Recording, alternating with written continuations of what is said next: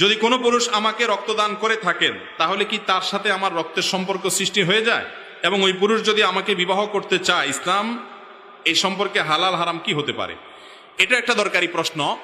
যে কেউ যদি কাউকে ব্লাড দেয়, রক্ত দেয়, আমরা জানি রক্ত সম্পর্কীয় মানুষগুলো মাহরাম হয় সাধারণত, যদিও সব রক্ত সম্পর্কীয়রা মাহরাম হয় না।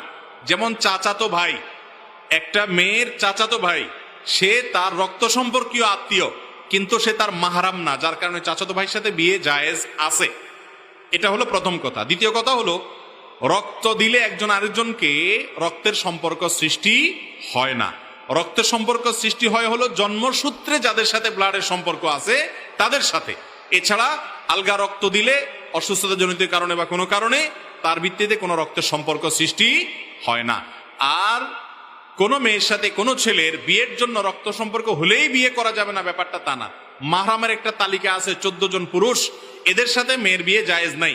কিন্তু রক্ত সম্পর্কীয় আত্মীয়র তালিকা আরো বড়। যেমন এই যে চাচাতো ভাইয়ের কথা বললাম, সেই রক্ত সম্পর্কীয় আত্মীয়, অথচ তার সাথে বিবাহ জায়েজ আছে।